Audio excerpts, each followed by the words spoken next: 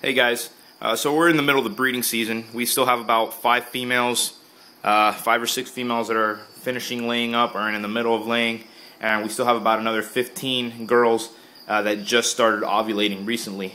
So we're still in the middle of things, still have a lot of eggs in the incubators, and still have a lot more eggs to come. And we already have about, our hatchling rack is half filled up already, so it's getting pretty hectic in here a little bit. But I'm going to show you guys how we organize everything, how we label everything, because we don't have such a large collection, but it is large enough to get lost if you're not fairly organized. So let me show you guys over at the breeder racks what we do.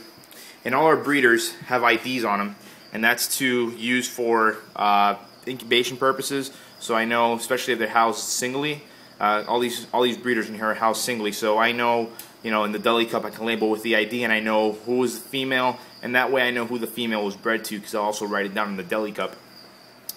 And pretty much what we have here is just the ID number. As you can see in this one is AL-309F, and that way I know that she's albino, number 3 of 09, female. You can see a C up here, that means she's feeding on crickets.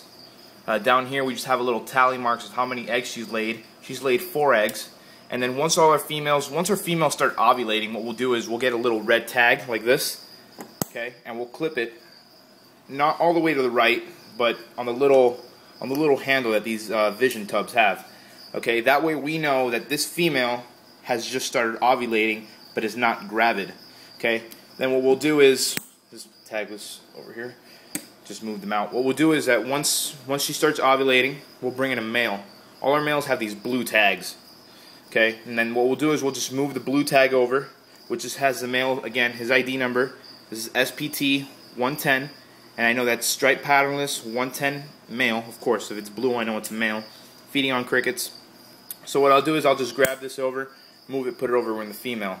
Once this female, I notice that she is gravid, what we'll do, and we'll move this tag all the way over to the right.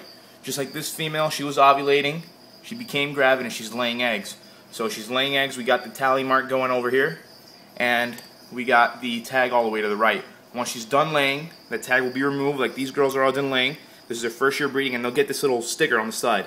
And this just means that their first year was in 2010. She laid 4+ eggs. I didn't have an exact number of these girls because they were kept in a group prior, being housed singly. So those are the eggs that I could at least count while they were housed singly. See, this girl laid 6, 4. All these just finished laying. As you can see, this one is laying right now. She was bred last year in 09, but we lost records of how many eggs she laid. So we have her here and as a 50% het, because I don't remember if she really was a het or not. So we have her there.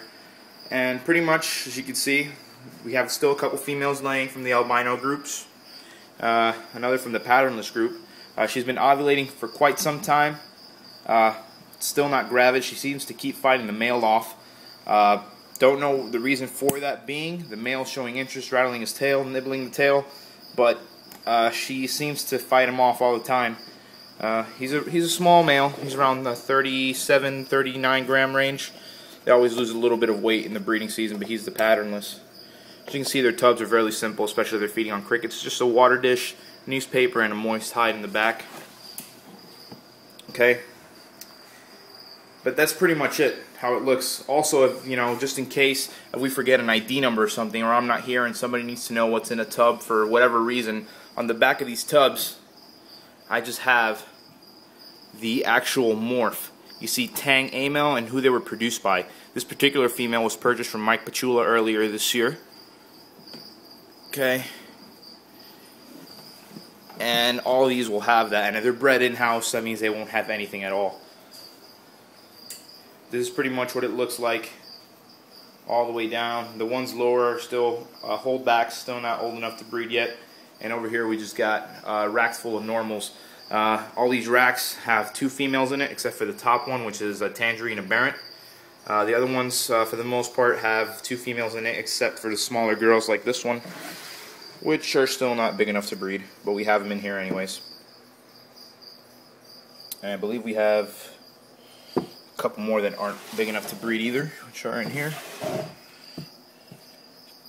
Yeah, these 2 still aren't big enough to breed either. Really nice light girl here.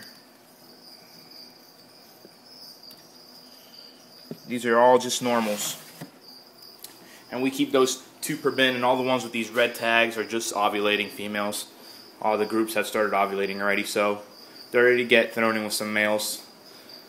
Just don't want to wear out the males just yet. I want to get that patternless male, which is a little bit smaller too. You know, I want to make sure that that female is gravid, the het patternless. So this is just a little insight on how we organize everything here at Imperial Geckos. Maybe it can help you guys out with your collection. Alright guys, thanks for watching. Later.